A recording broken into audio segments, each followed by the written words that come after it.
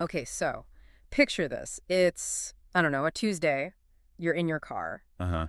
It's that stretch of highway you've driven literally 1,000 times. You know every pothole, every single billboard, The daily commute. the commute. And maybe you're listening to a playlist, maybe you're thinking about work or just, what's for dinner. And then suddenly, you're in your driveway, the engine is off. And that's when the scary part hits you. You have absolutely no memory of the last 20 minutes. Zero. It is the most unsettling feeling. I mean, physically, my hands were on the wheel, my foot was on the gas, I was changing lanes, signaling, stopping at lights. You're functioning. I was functioning, but I wasn't there. It's like a functional blackout. It's terrifying when you actually stop and think about it. We call it highway hypnosis. Mm. Your brain basically decides, okay, this is predictable. I don't need to record new memories. Right. But the source material we're covering today, the architecture of awakening, it takes that universal experience and uses it to ask a much more uncomfortable question. What if that isn't just happening in the car? Exactly. What if highway hypnosis is actually just a metaphor for how we live our entire lives? Just functioning, checking boxes, but not actually present. Wow. And that is the core premise we're unpacking today. We're doing a deep dive into the architecture of awakening, and its whole mission is investigating that massive gap between being functioning and being awake. Okay. And I want to be clear up front. I know the word awakening can sound a little woo-woo-woo. A little wee-woo, yeah. Yeah. It sounds like we're about to burn some sage and learn to levitate. Which, for me, usually makes me want to run the other direction. I like practical, I like actionable stuff. And that's exactly why I love this source. It's incredibly grounded. It's almost mechanical in how it breaks down human behavior. Okay. It argues that most of us are operating through what it calls a false self, a kind of biological autopilot, and that reclaiming our actual lives requires a very specific kind of unlearning. Well, I think that's a distinction we really need to hear, because I definitely have days, entire weeks, where I feel like a highly efficient algorithm. I clear the inbox, I do the chores, I make small talk. But at the end of the day, if you asked me, what did that feel like? What did you experience? I couldn't tell you. You're just executing the code. And the source argues this isn't an accident. It's actually a feature of our biology, but one that has sort of taken over the shop. So let's get into the machinery of this. The text starts with autopilot. But interestingly, it doesn't villainize it right away. It's not saying autopilot is evil. No, and that's so important. The source argues that autopilot is an evolutionary necessity. It's a survival mechanism. Right. I mean, think about the cognitive load if you had to consciously navigate every single aspect of reality. If you had to think about every muscle contracting to take a step, or consciously decide to inhale and exhale. You'd be paralyzed. You couldn't function. You would never make it out of the bedroom. So the brain builds shortcuts. It builds habits and routines to offload all that cognitive work. That's the autopilot. And that's brilliant for survival. It's brilliant. It saves energy. It keeps you safe. Yeah. The problem is when the mechanism for survival becomes the mechanism for living. And that's where that Socrates quote comes in, right? The unexamined life is not worth living. It's the perfect connection. To go back to the car analogy, if you sleepwalk through the drive, your body arrived at the destination, but you didn't take the trip. And the source asks this really piercing question. If you live your entire life on autopilot, just reacting to things, following routines, parroting opinions, have you actually lived? Or were you just a vessel that transported a body from birth to death? That is heavy. But it's a valid question. And if I'm not the one driving during those blackout moments, who is? The text introduces this concept of the false self. Right. Now, I'll be honest, false self sounds a bit accusatory, like I'm being a fake person or something. It does sound harsh, but the source defines it with a lot of compassion, actually. The false self isn't fake in the sense of being a liar. A better word for it might be the conditioned self. Conditioned by what? Everything. The source describes the false self as a collection. It's this bundle of habits, beliefs, memories, fears, and borrowed ideas that you've just accumulated since you were a kid. Oh, wow. Think about it. When you were little, you learned that if you smiled, you got a cookie. If you were quiet, the teacher liked you. If you got good grades, you were smart. So it's the operating system that got installed to help you navigate your family, your school, your culture? Precisely. It's a defensive structure. It knows how to be polite to avoid trouble. It knows how to do your job to get paid. It knows how to seek status. But it does all of this mechanically. It's a script. It's a script. And the source says the false self keeps you functioning, sure, but it keeps the true self, the part of you that is actually alive and creative and spontaneous asleep at the passenger seat. There was one specific detail in the text about the false self that really got me. It's almost like a quick test for spotting when you're in that mode. Oh, I think I know what you're going to say. It said the false self is the part of you that complains about the life you're living. Yes, I highlighted that section 3 times. Yeah. Such a critical distinction. The true self is creative. It's present. It wants to engage with reality as it is. Okay. The false self, it just runs these loops of the past and complains when reality doesn't match its programming. That hits home. So when I'm sitting in traffic just stewing, angry and reactive, thinking, this shouldn't be happening, I shouldn't be late, that's not actually me. According to this source, no. That is your conditioning reacting to a stimulus. It's a recording playing a track called indignation. Wow. The false self has a script of how the drive should go. Reality is different. So the false self throws a tantrum. The true self, if it were awake, would just be, sitting in the car, maybe noticing the sky, maybe listening to the music. It wouldn't be in resistance. That shifts the perspective completely. It's not about the traffic, it's about who is perceiving the traffic. Right. But the source argues that awakening, that big scary word again, it's not about destroying the false self. You can't just delete your own operating system. We still need to drive the car. We still need to pay taxes and, stand in line at the grocery store. Exactly. So what is the alternative then? Awakening is simply the moment you realize that the false self is sitting in the driver's seat. It's just that moment of recognition. It's the moment you wake up 10 miles down the road. That's it. And the text is very clear on this. Awakening isn't some rare, mystical event for monks on a mountaintop. It's not lightning striking from the sky. Okay. It is simply the moment of noticing. It's that split second where you go, oh, wow, I've been on autopilot for the last hour. I've just been reacting. In that one moment of noticing, you are awake. I like that because it just lowers the barrier to entry so much. It frames it as a skill or a habit rather than some spiritual finish line. It's accessible to anyone right now. It makes it democratic. You don't need a guru. You just need to pay attention. Yeah. But the text does go a little deeper into what this awakening feels like. It uses this concept of completeness. And this part was so refreshing because usually the self-help industry, and let's be real, the marketing industry, is built on the idea that we are broken. Oh, totally. Or at least insufficient. Yes. We need more discipline, more knowledge, more hacks, more products to become a better version of ourselves. We're treated like these under-construction projects that are never finished. Right. But the source argues the opposite, doesn't it? It says you don't need to become someone new to be complete. You are already complete. Yes. The true self isn't something you build. It's something you reveal. The analogy I thought of was a statue that's just covered in mud. You don't need to create the statue. You just need to wash off the mud. You just wash off the mud. It's not addition, it's subtraction. A remembering is the phrase they do. Remembering, that's it. Nothing is missing. The true self is just waiting there under all the conditioning. It's not about building a new you. It's about cleaning the windshield so the real you can actually see out. I want to pivot to the terminology the source uses to explain the tension between these two modes. It's flesh and spirit. Now, depending on your background, those words might carry a lot of religious baggage. They can, for sure. It sounds a bit biblical. But if we strip away the dogma and just look at how the source defines them, it's actually quite practical, almost psychological. Okay.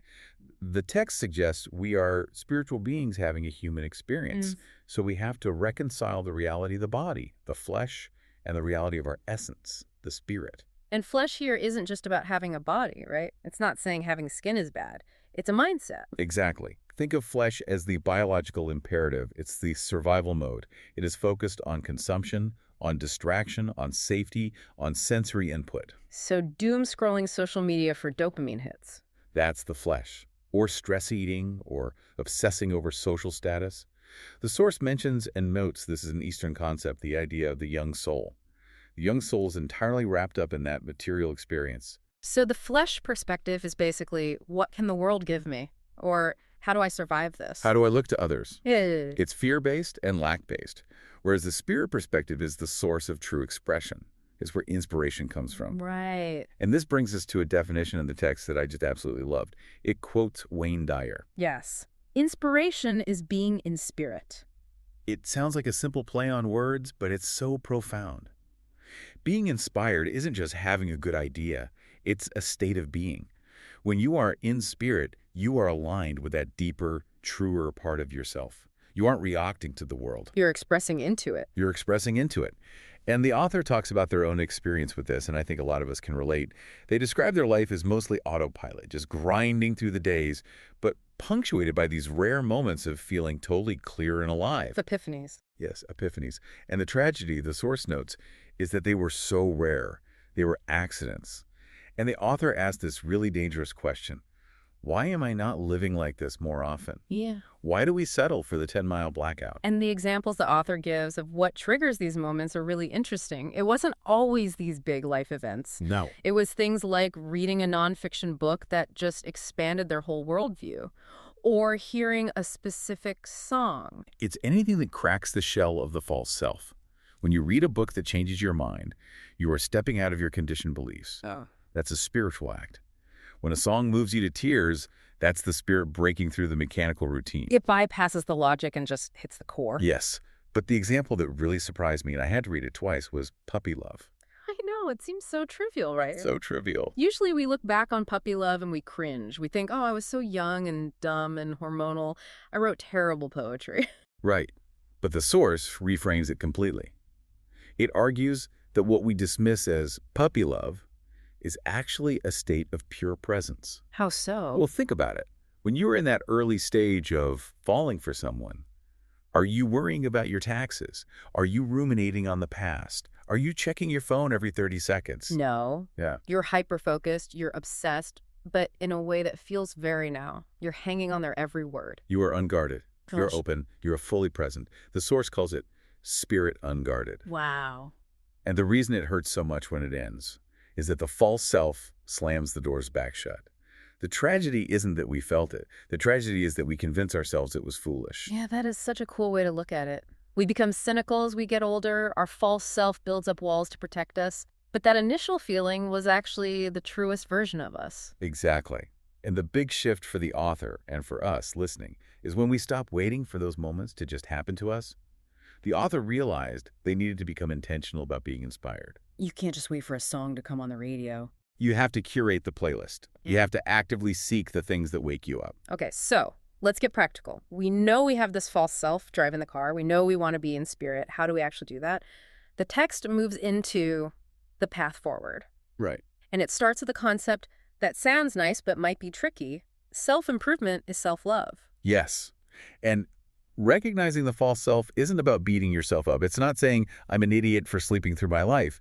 It's an act of love to say, I deserve to be awake for my own life. Okay. But here is where the text gives a major warning. It uses this ancient metaphor, the finger pointing to the moon. This is a classic Zen concept, right? Break that down for us in this context. So it means that a teacher, a book, or even, a deep dive like this, we are just the finger. We are pointing at something, the truth, the experience, the moon. But looking at the finger is not the same as seeing the moon.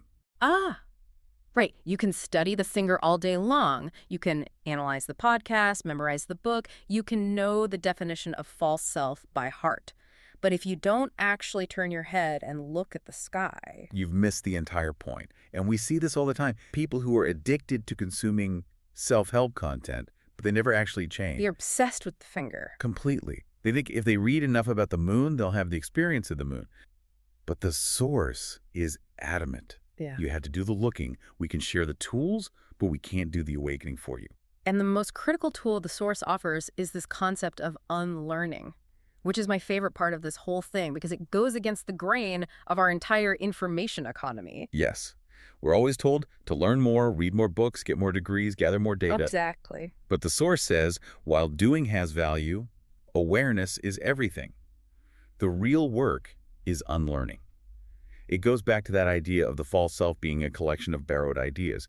To find the true self, you don't add, you subtract. So what does that actually look like? Unlearning conditioning? Is it just forgetting things? No, it's about examination.